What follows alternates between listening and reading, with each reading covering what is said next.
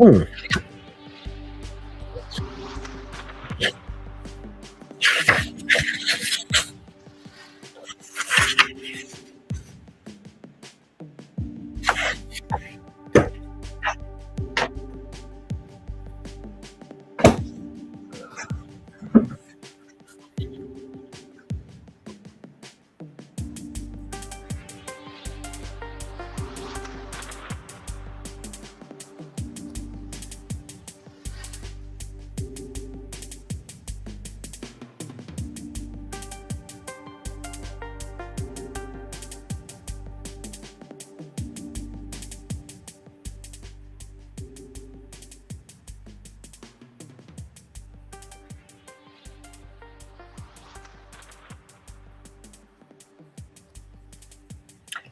Well, howdy, howdy, howdy. Hello, hello, hello, and welcome, welcome, welcome. Welcome one, welcome all.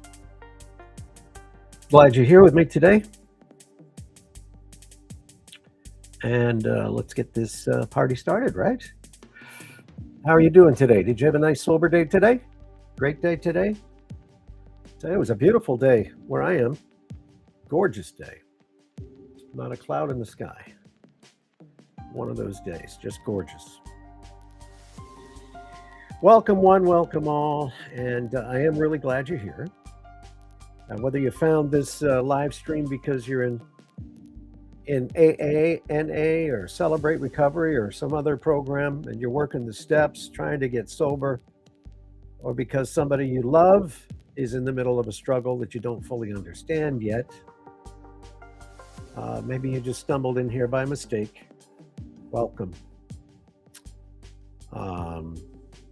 Because the algorithm thought you needed it. Whatever the reason, and I believe that you're supposed to be here. So I'm glad you are here. And I don't say that lightly. I really mean that. From the bottom of my heart. What is at the bottom of my heart? My stomach? I guess so. So let's stay, excuse me, let's stay sober tonight, today, this morning, this afternoon, whenever you're watching. Let's stay sober for the next hour or so. My name is Glenn. I am a recovered alcoholic, drank for 40 plus years, and by the grace of God, been sober now for over 5,000 days. And welcome to my live channel, Aware and Convinced. This is live video number 16, and we're just beginning, because a journey of 1,000 miles starts with one baby step, in case you're just beginning. One baby step at a time. That's all it takes. And you'll get there. This channel is not about shame or blame. It's about honesty, accountability, and the raw reality of addiction and the powerful hope of recovery. Recovery does not ease the pain. Doesn't erase the past. But it gives us a chance to be forgiven for it. One honest step at a time, one day at a time. There is a lot of pain out there, actually, in life. It is not, even if you're sober for 50 years, life is not made up of rainbows and unicorns and sugar cookies. It's just not.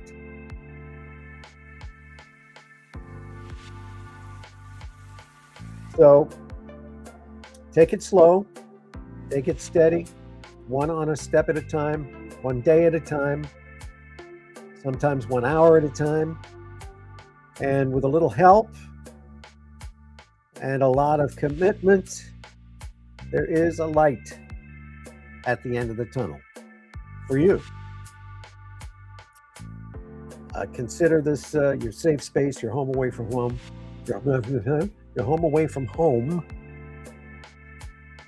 and visit anytime, because up on the channel I save my videos, and you can join me for any of the topics that we discuss here.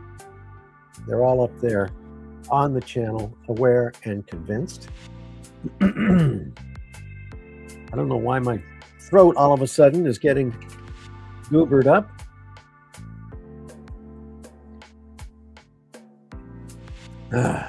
Better.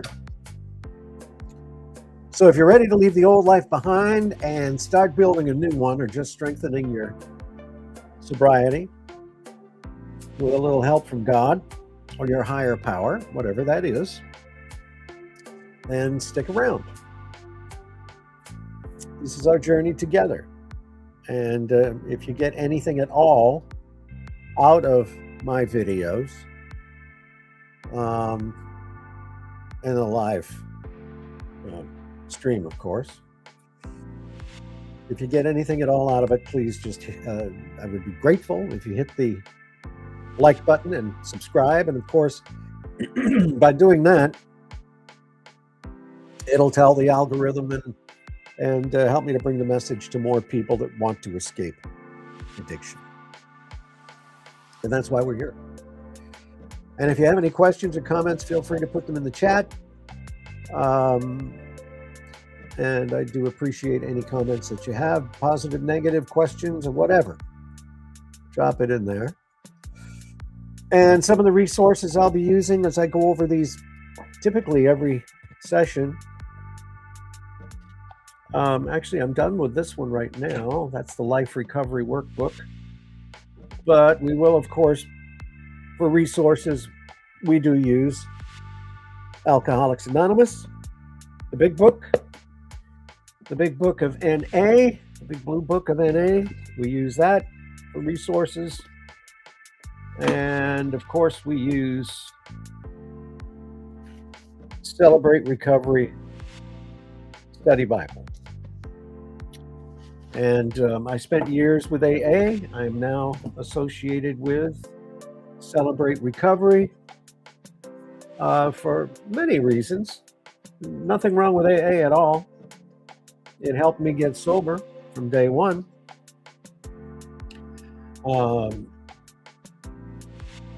It's just a little different approach to recovery. And so obviously, if you are new in recovery or thinking about recovery, get involved in a group, whether it's AA, NA, or Celebrate Recovery, or some other recovery program that you have access to. There's no shame in that at all. Pick one. The people are all good, and they all will reach out and help you. Doesn't matter which one you choose. So, with that being said, what are we doing today? Anything special? I didn't do anything special today. I worked a little bit on the channel. Tried to tweak up a few little things on it. And that was my exciting day today. I was going to go to the gym, but I got lazy. I said, no, I'd rather work on the channel right now. We're making some movement, few little waves, very few little waves, but it's happening. And I wanted to see if we can get this rocking and rolling as soon as possible. So again, welcome in. If you're out there just listening or whatever, welcome. You don't have to do anything but sit back and relax. It doesn't cost anything. This channel is absolutely free. Absolutely free. You don't have to pay for anything.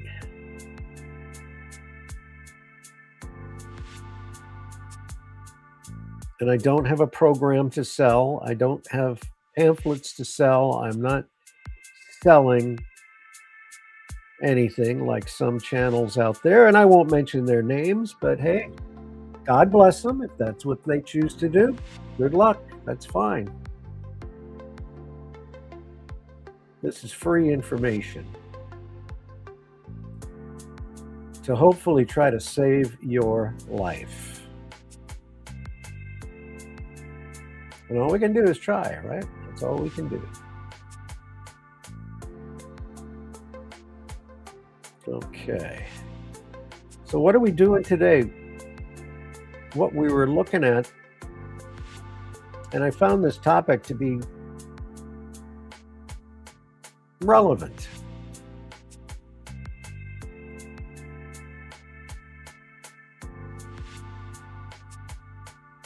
There's a phrase in AA called the dry drunk.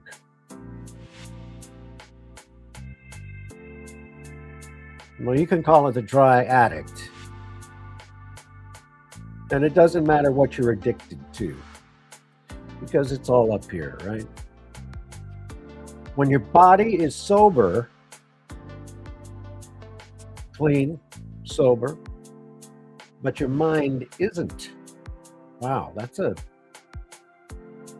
I thought it was an interesting topic, actually, because I know when I was early in sobriety, my body was sober, but my mind sure wasn't. That's for sure. It wasn't in the right place.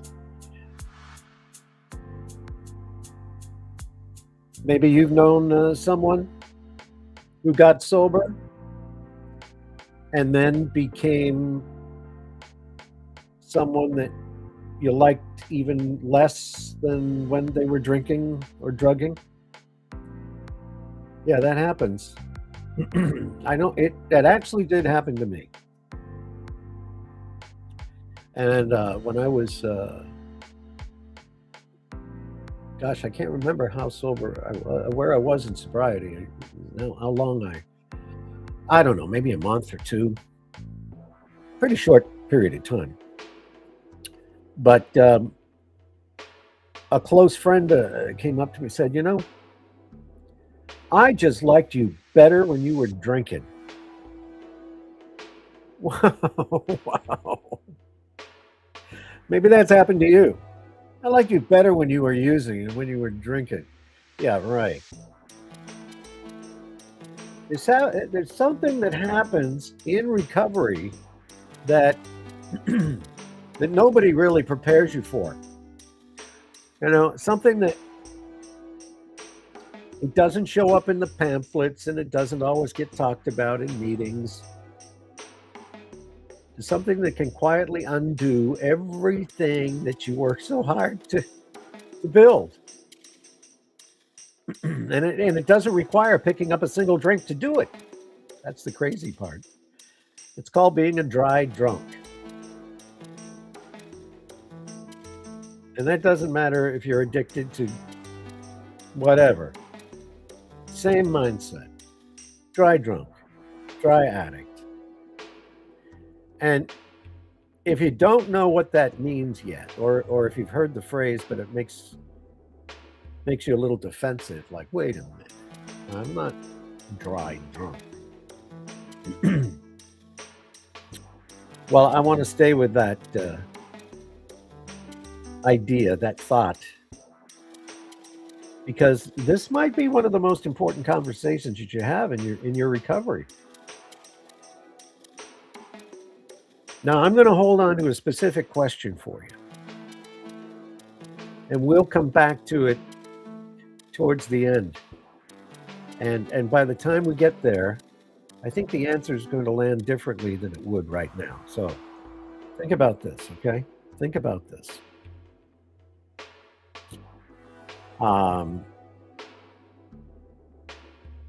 What are we actually talking about here?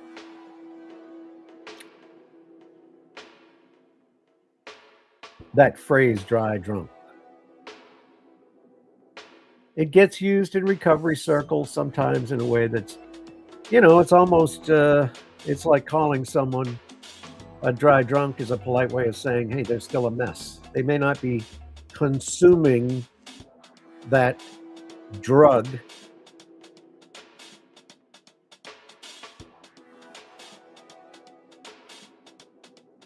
but they're still a mess. And I want to take it more seriously than that, because what it's describing is genuinely important. The term dry drunk, again, comes out of AA. That's where it originated. And it simply refers to somebody who stopped using the substance, whatever substance is your favorite, or was your favorite, I should say. They are, by the most basic definition, if they've stopped using, then by definition, they are sober. But they haven't done the internal and the emotional and psychological work that actual recovery requires. They haven't done the 12 steps. They haven't worked those steps. Their body's still clean. Their mind is still living in active addiction. That's the bottom line right there. And the phrase can be a little bit misleading because it implies failure. Well, it's not. Like a dry drunk is a lesser kind of a sober person.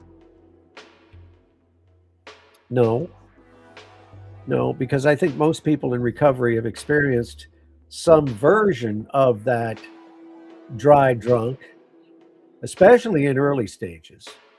It's not a character flaw. It's a stage of recovery that, when recognized, can become a doorway to something deeper. Now, what does it actually look like? Well, it looks like, tell me if you've ever had this, looks like irritability that doesn't make sense given the circumstances.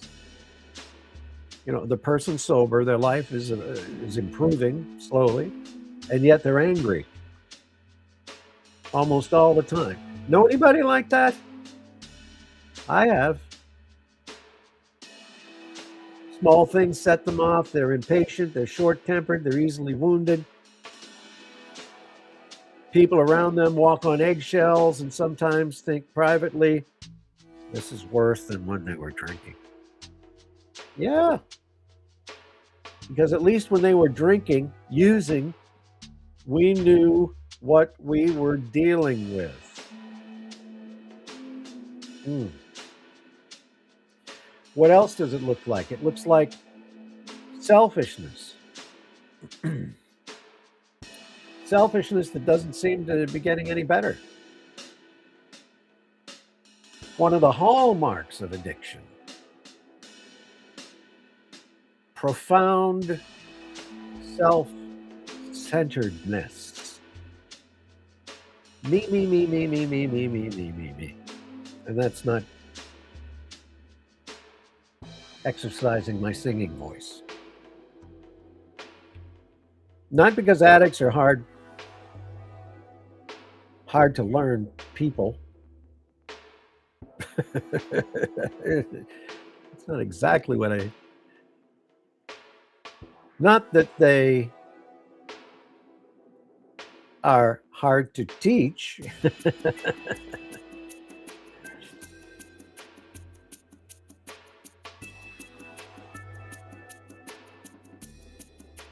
Because they're an addict, everything around them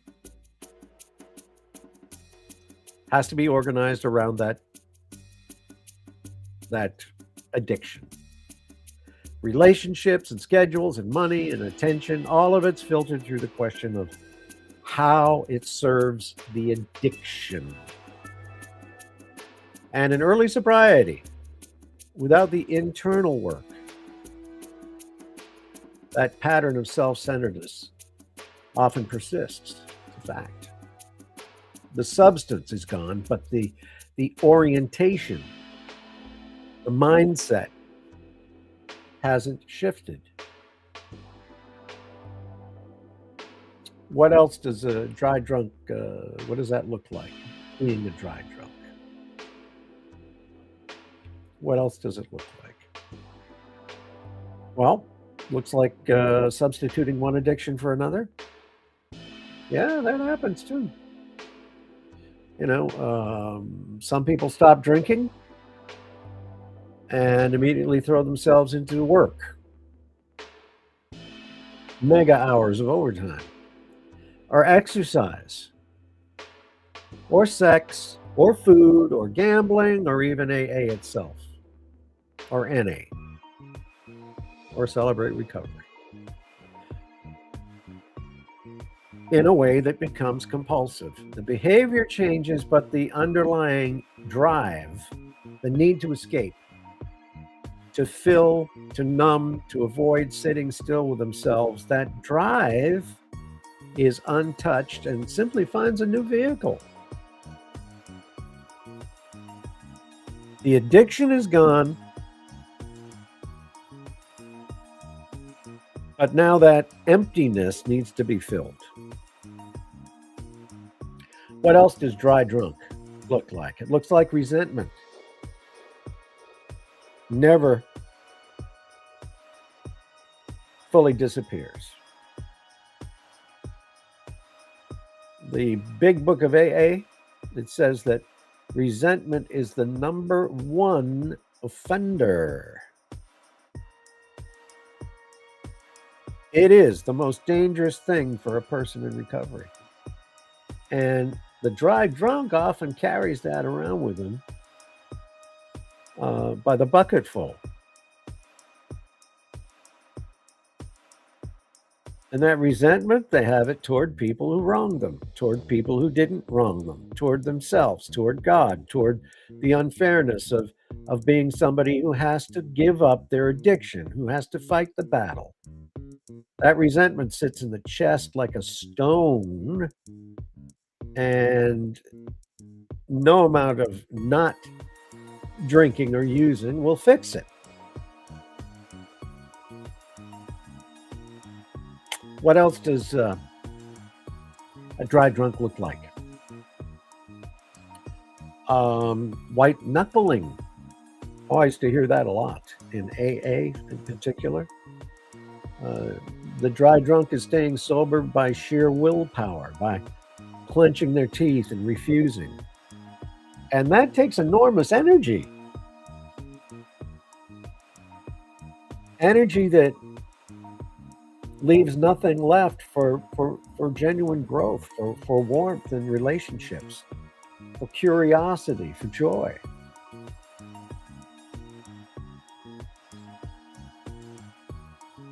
They are surviving sobriety rather than living it.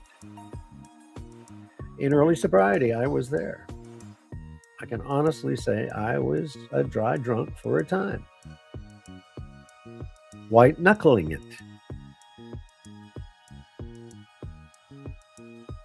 If you go back in history,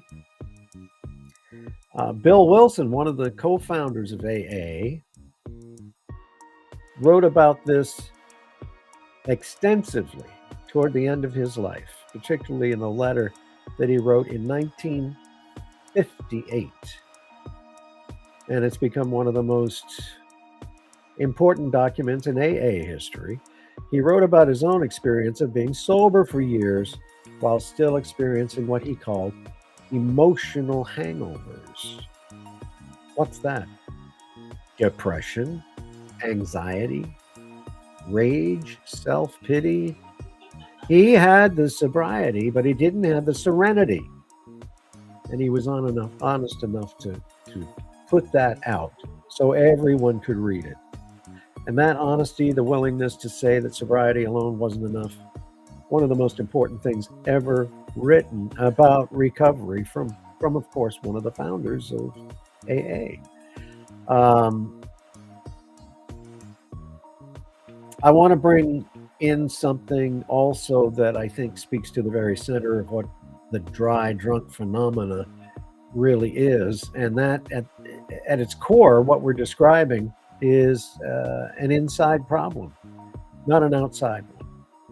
And that's exactly what the book of Mark, in chapter 7, verses 20 through 23, New International Version Bible, says, and this is a little note that I have on the side here. He went on, what comes out of a person is what defiles them, for it's from within, out of a person's heart, that evil thoughts come. Sexual immorality, theft, murder, adultery, greed, malice, deceit, lewdness, envy, slander, arrogance, and folly. All these evils come from inside and defile a person. That's being honest. What Jesus is saying here, and what recovery psychology confirms, is that the problem is never primarily external, on the outside. It's not the bottle, it's not the pill, it's not the whatever. It's not the people who hurt you, it's not circumstances that were unfair. All of those things to someone just starting recovery are real. But the source of the suffering, the thing that keeps producing pain, no matter how much the outside changes, it's all happening on the inside, right? The dry drunk has changed the external behavior, doesn't pick up, doesn't use. They remove the substance. But the inside, the thoughts, the resentments, the fears, the emotional patterns that were driving the addiction in the first place, the trauma, that inside hasn't been touched. That garbage is still in there, festering.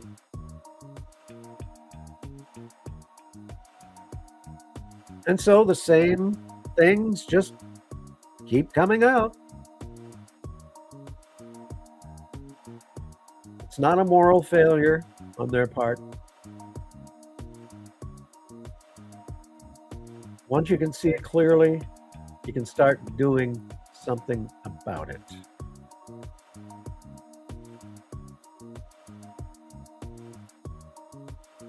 Hence the name of the channel, Aware and Convinced. Once you can see it clearly, you can start doing something about it. I just thought I'd throw that in there. Why not? You know, if you want to spend some real time here, because I think this is where most people's understanding of addiction is incomplete. And that incomplete understanding is what makes the dry drunk stage of sobriety so common and so confusing. And most people, including a lot of people in active addiction, they have a mental view of the problem. It looks something like there is a bad substance and I am in a bad relationship with it. And if I can just break that relationship, I'll be okay. Yeah, there's something in the addictive mind that lets that thought come through once in a while. The substance is the villain. Remove the villain, the story ends well. Sounds good. However, there's always a however. Addiction is not a story about a substance. It's a story about a person, about what that person needed, feared, carried, avoided, and could not sit still with it any longer. The substance was the solution. Terrible, self-destroying solution to an internal problem, not an external problem, but an internal problem. And that problem existed long before the first drink or the first use. And it'll continue to exist after the last one if it's not directly addressed.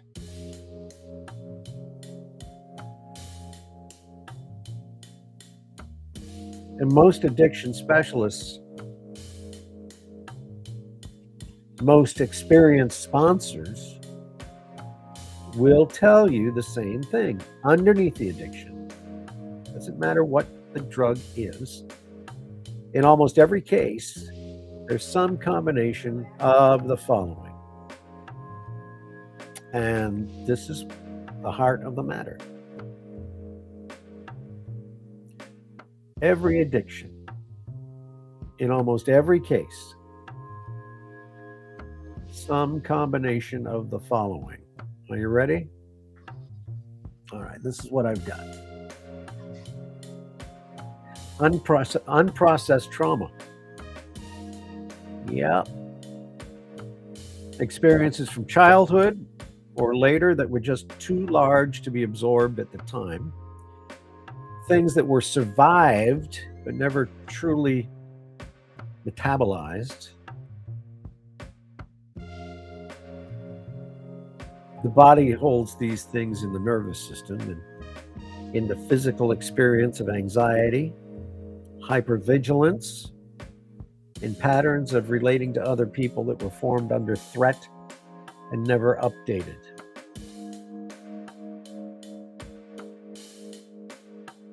Deep shame is another factor in almost every addict. Not just guilt about specific things, but a pervasive bone-level belief that there's something fundamentally wrong with you, that you're less than, that if people really knew you, they would leave. Shame is different from guilt in a crucial way. Guilt says, I did something bad. Shame says, I am something bad. And you can make an amends for guilt, right? Shame, much harder to touch. Shame tends to live below the level of language, in the body, in the automatic reactions that you have, in the way you shrink in certain situations without knowing why. Deep shame. Undeveloped emotional regulation. Many people who develop addiction began using substances when they were quite young, in adolescence, maybe even younger, which is exactly the developmental window when a person would naturally, normally be building the capacity to manage difficult situations and difficult emotions. When the substance steps in during that time, it does the job that the brain should be doing. The adult who gets sober at 35, 40, 50, 60 has in many ways the emotional regulation skills of a teenager. Not because they're immature, but because the substance was doing the work and the skills never got built.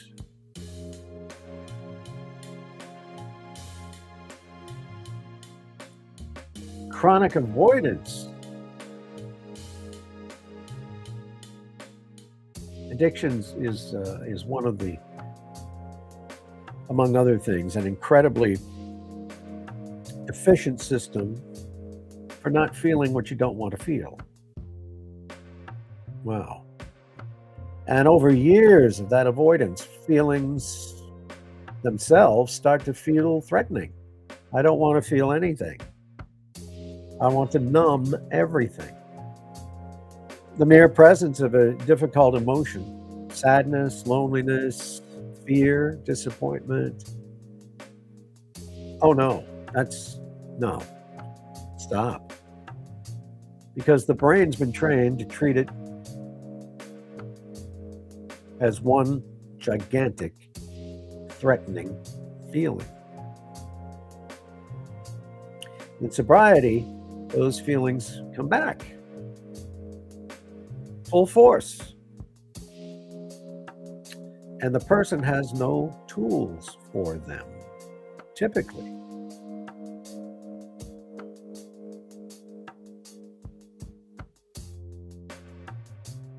This is why in the early period of sobriety, it's often described as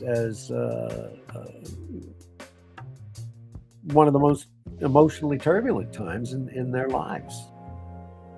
Not because things are worse, but things are real. I can see, I can feel, it's all coming in all at once.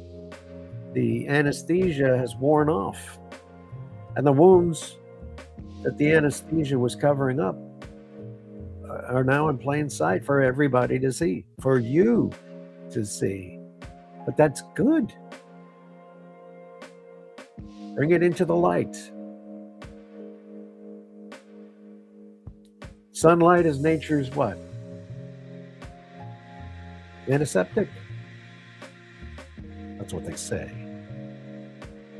Strictly a metaphor. But if you happen to be in the dry drunk stage area,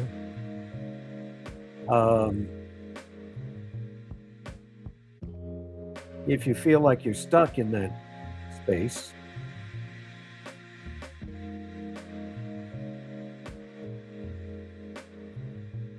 the looking inward, the sitting with the wound, the terrifying work of feeling that you spent years making sure that you didn't have to feel, and that avoidance is understandable.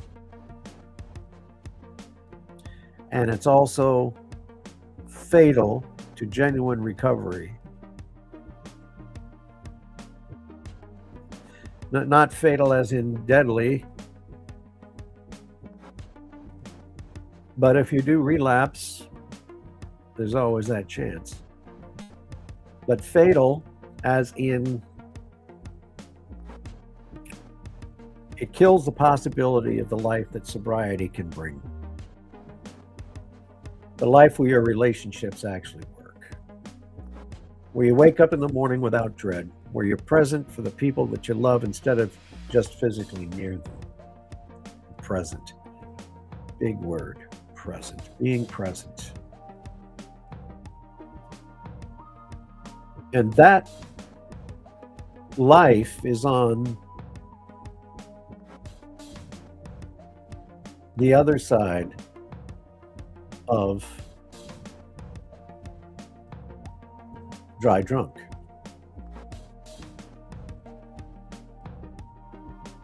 There's a book from there's a verse, rather, from the book of Romans, and I've heard it referenced to many times in recovery. And every time I hear it, I think it's being underused because of this.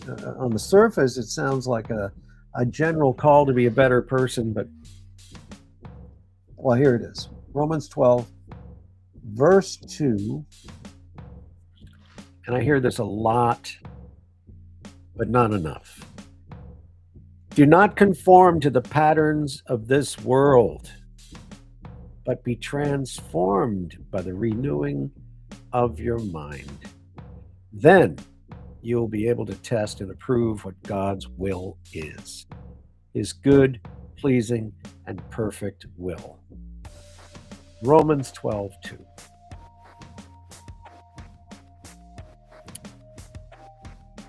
Romans 12:2. 3 words: the renewing of your mind. Not the changing of your behavior, not the modifying of your habits, but the renewing of your mind. You're taking that thing out, you're giving it a good wash, and putting it back in. Oh, easy peasy, right? No. Nobody said it was going to be easy, but it is simple. There's a distinction being drawn here that's absolutely central to the dry drunk, if you're there. External change, behavior modification, stopping the substance showing up differently on the outside. That's what a dry drunk has already achieved that. You've stopped using or abusing, and you're showing up, and, and it's real, and it's not nothing. It is something. However, real transformation, the deep, lasting, alive kind of transformation that actually makes recovery more than just white knuckling, comes from the renewing of your mind. From the inside out. From the thoughts, the beliefs, the stories we tell ourselves about who we really are and what we deserve and what other people owe us and what God thinks of us. The dry drunk's mind, you're not there yet, has not been renewed. It's been suppressed. And suppressed minds, like suppressed fires, tend to flare up once in a while.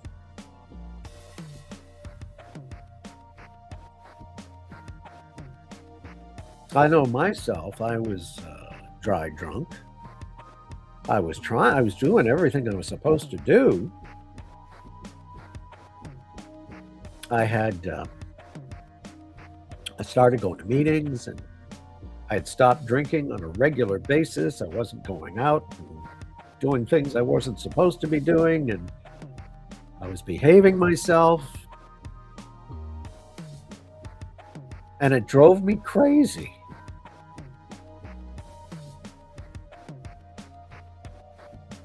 The work of emotional sobriety is the work of actual renewal. And that work is harder than not drinking. And it's more beautiful than anything that plain sobriety alone can produce. And let's get specific here, because I don't want to leave you with a diagnosis without something to do with it here. What does emotional sobriety actually look like? I want to get sober all the way. I don't want to be dry drunk. What does it look like? What does it look like? If I'm going to live this daily,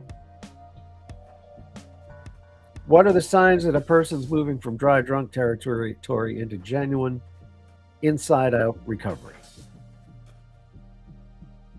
Well, here's 7 markers to look for. It's not a checklist or a test, right? Pass or fail, but 7 honest descriptions of what emotional sobriety looks and feels like when it's growing. Okay, so here are the 7 markers to look for when your sobriety is growing. The first marker, marker one, you can feel a different, difficult emotion without it running you. It's not in charge.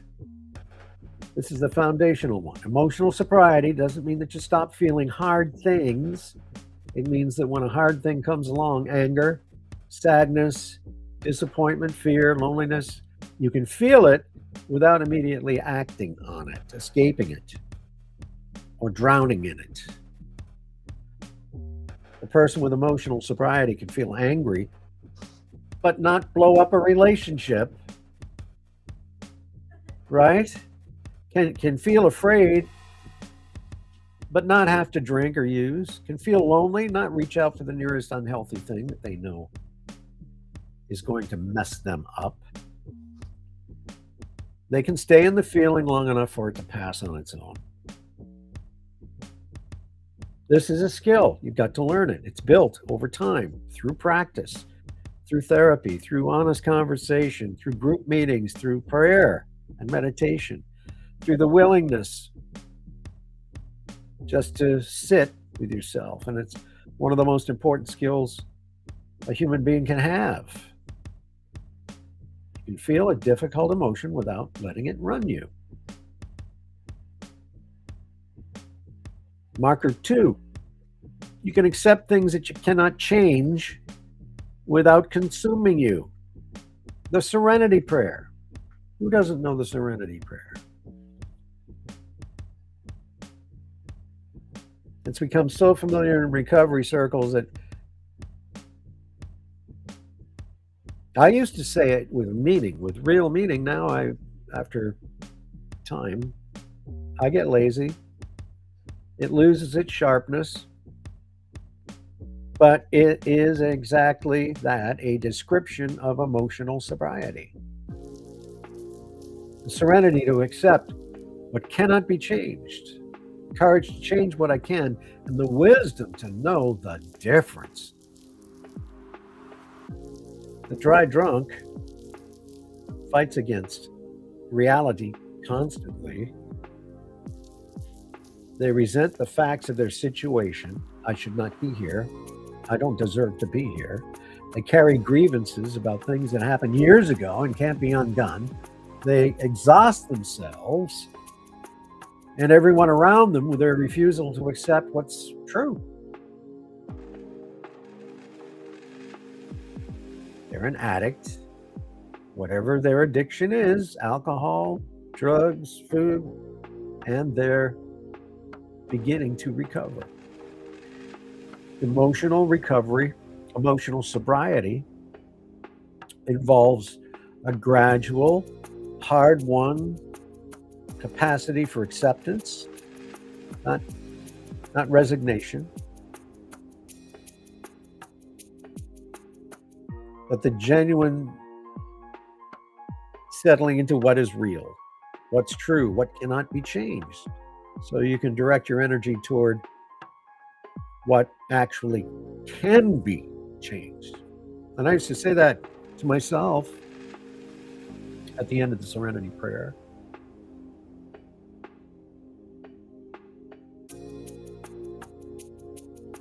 You know, what can I change? Well, I can change me. I can, oops, sorry about that. I can change me. I can change my behavior. Marker 3, your moods are not dependent on other people's behavior. This one's particularly significant in the context of close relationships. The dry drunk, their internal state is entirely determined by what is happening around them. External forces constantly. Somebody's nice to them, hey, they feel okay. If somebody criticizes them, they collapse or explode. What does that sound like? I can't think of it. Oh. It's all right. Their emotional life is constantly being hijacked by other people's behavior, and they often don't even realize it. Marker 4, you can be wrong without it threatening your identity. Come on. This one it's simple. Dry drunk is often fiercely defensive. Can't be corrected without it becoming a confrontation. Oh, yeah, been there, done that. They interpret feedback as attack, disagreement as rejection, and being wrong as evidence of unworthy.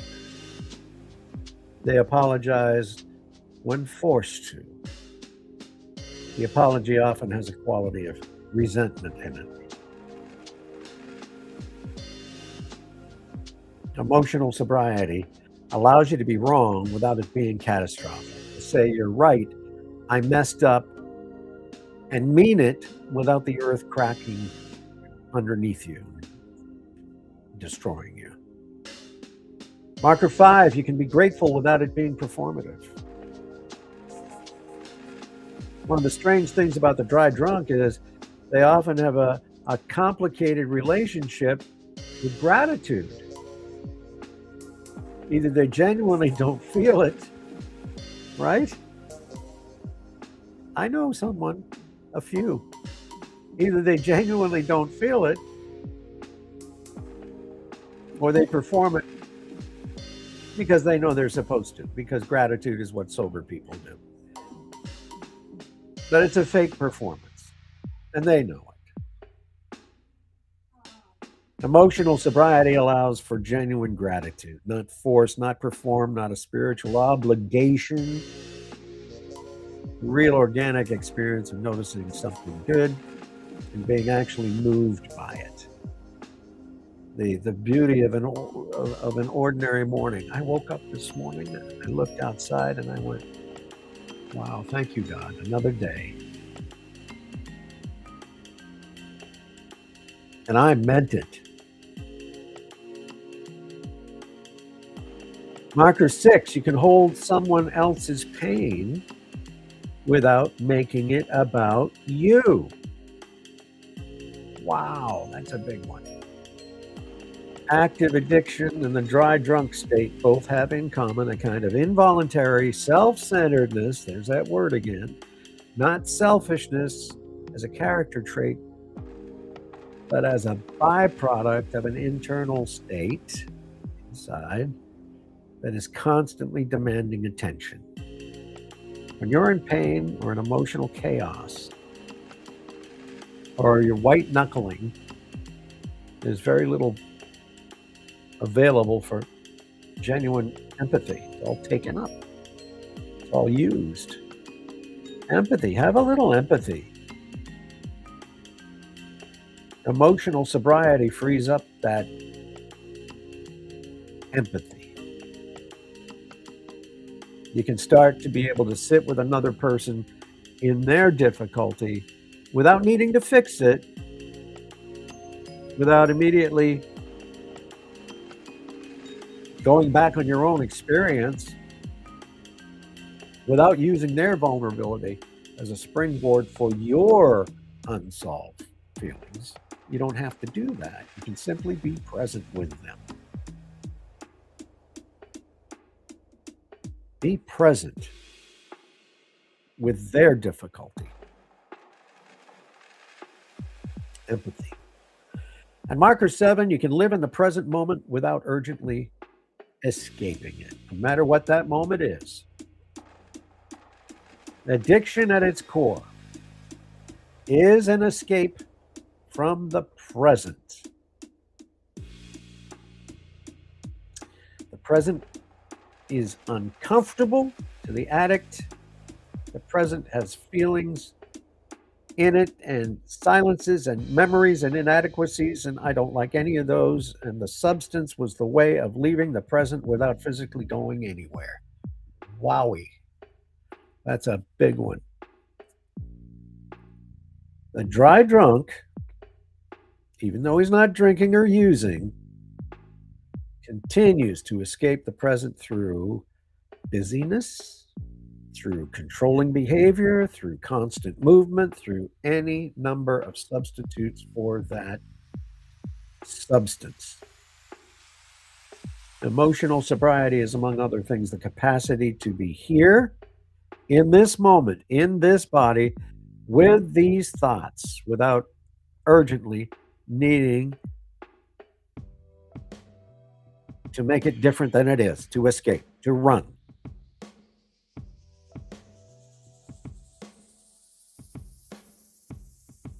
Wowie. Very important. 7 markers of the dry drunk. Here's a description of peace in the book of Philippians. And I think it's one of the most accurate descriptions of emotional sobriety in all of Scripture. Do not be anxious about anything, but in every situation, by prayer, petition, with thanksgiving, present your requests to God, and the peace of God, which transcends all understanding, will guard your hearts and your minds in Christ Jesus. Philippians 4, 6, and 7 from the New International Version Bible. Absolutely. The peace of God, which transcends all understanding. Transcends all understanding. What does that mean? It means it doesn't make sense from the outside. It doesn't match the circumstances. It's not the peace that comes from everything being fine. It's peace that exists even when things are hard, even when things are uncertain, even when the feelings are present and difficult, and you're not sure what to do with them. Peace. The peace that transcends understanding is on the other side of the inside work that must be done to experience real sobriety.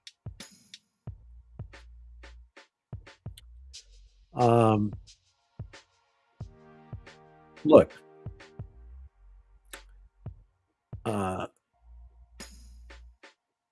I'm really aware that naming the dry drunk phenomena clearly, without providing something to do with that clarity, it's not actually helpful.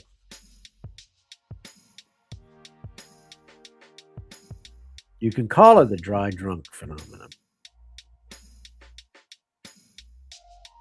But if you're in it, or you know somebody that's in it, or you've been through it, how does a person move through it?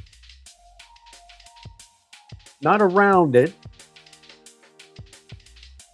not pass it by, pretending it isn't there, but how do you get through it to the other side? Well, the first thing that has to happen is naming what is true.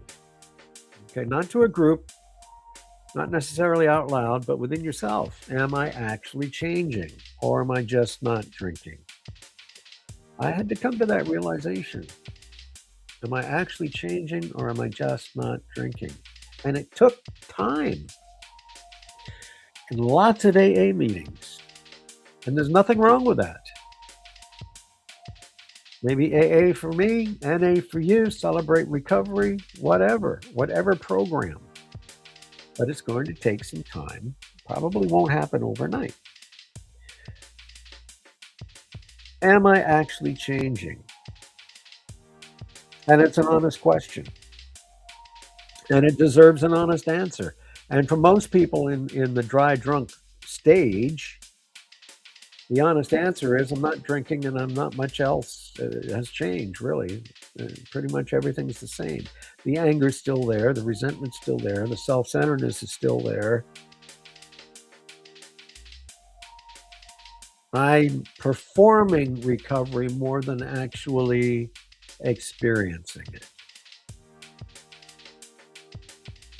And that acknowledgement is a giant step. It's not failure, it's the beginning of real progress. Because you can't move through something unless you know what it is. And you can't move through it if you're just pretending it isn't there.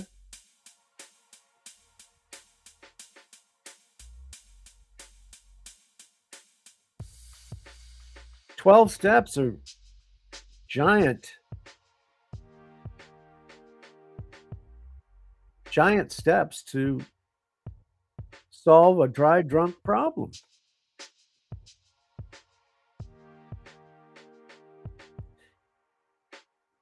Now, in AA and NA and Celebrate Recovery, 12 steps. Steps 2 and 3. Coming to believe that a higher power greater than yourself can restore you to sanity. Turning your will and your life over to that power. Now, the dry drunk usually completes the steps on paper, but not in practice. They say the words, they understand the concept, but the living surrender part, the daily actual practice of bringing their internal life to God and saying, I can't do this by myself, that hasn't become real in their minds, even though they're not drinking or using. That I can't manage this alone concept just hasn't come through yet.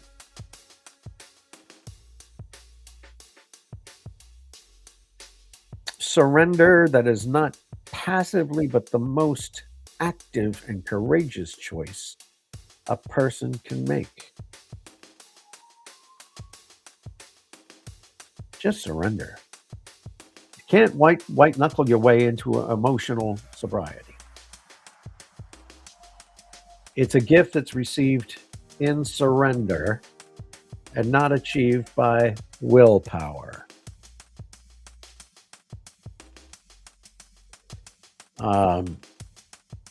Step 5 in AA exists for exactly this reason.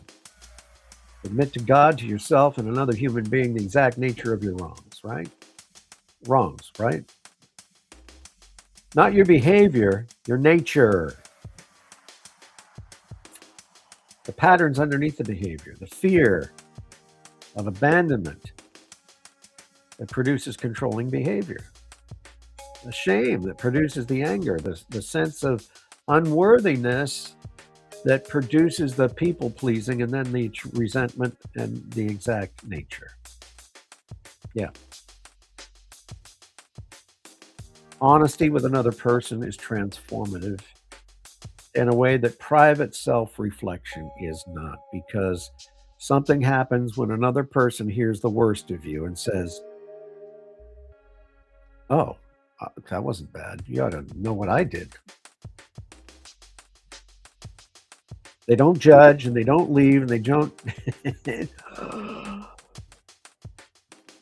gasp in fear and horror. Like I said, they'll probably say, I understand, I've been there too, I know exactly what you're saying. Something along those lines. You can't heal what you're hiding. You can't stop hiding what you've never been brought into the light. Never brought into the light. Bring it into the light.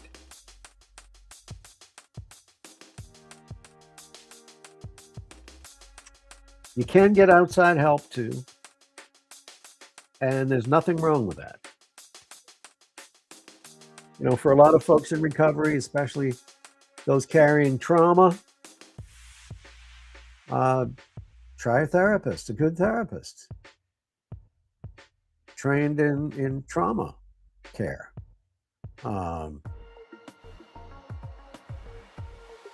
Outside help's available, and there's nothing wrong with it to get you where you want to go.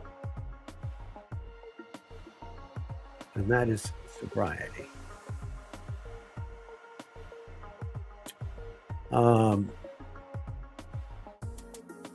But the fruit of the Spirit is love, joy, peace, forbearance, kindness, goodness, faithfulness, gentleness, and self-control. Galatians 5:22-23. Love, joy, peace, forbearance, kindness, goodness, faithfulness, gentleness, and self-control. How many of those things are present in the life of a dry drunk, do you think? Any love, joy, peace, and the rest? Anything? Self-control? Doubtful. They may perform it, but did they believe it?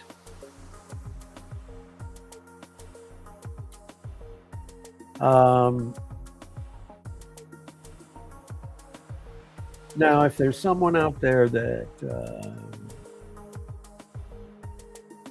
may be watching or listening, that because somebody you love is sober but still difficult, still angry, still self-centered, still emotionally unavailable, still making you feel like the sobriety didn't actually fix anything.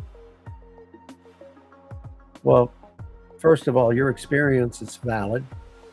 It's not ungrateful or unkind to notice that somebody is sober and still hard to be around. It's a real thing. It happens, and it deserves to be named. Dry drunk. And understanding that it's a recognized, documented phase of recovery. It happens. It's not a sign that your loved one is somehow different, uniquely broken, or that they'll never change. It's not a sign the recovery is a failure. It's a sign they're making progress, believe it or not. And you can't do the work for them. They have to do it. They have to do it. They have to want to do it. I know you want to help. I've been there too. And sometimes you try 100 ways to reach them, to help them, to love them into the change that you can see that they need. And some of that matters, but the internal transformation that moves a person from dry drunk to genuine emotional sobriety, it can't be given to them from anyone outside. It can only be grown from within. And their relationship with God or their higher power. They have to take the steps and work them seriously to get out of that dry drunk cycle. There's a moment in the Sermon on the Mount, Matthew 5, verse 16. I think it speaks to what emotional sobriety ultimately makes possible. Not just for the person in recovery, but for everyone in their orbit. Matthew 5:16 says, "In the same way, let your light shine before others, that they may see your good deeds and glorify your Father in heaven." Let your light shine. The dry drunk is a person with the light turned off. So, and it's not because they're a bad person. Not because the light isn't there, but because the inside work, again, hasn't been done yet. And the light can't get through that garbage until they start to work on that. When the internal work is being done, when the surrender becomes real, when the fruit begins to grow, something happens that you can't produce by trying. The light comes through naturally, inevitably. It will come through. And that's what recovery is all about. It's a recovery that the world can see. Not that I stopped drinking, but look, I've changed. Look what I've become. The dry drunk. Um,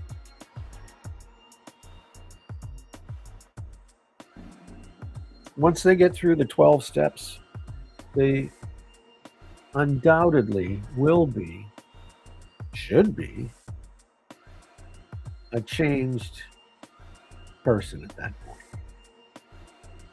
And they won't be a dry drunk any longer. And that may happen before they get through all of the 12 steps, too. Absolutely. Once they find that higher power, once they surrender, they give up control.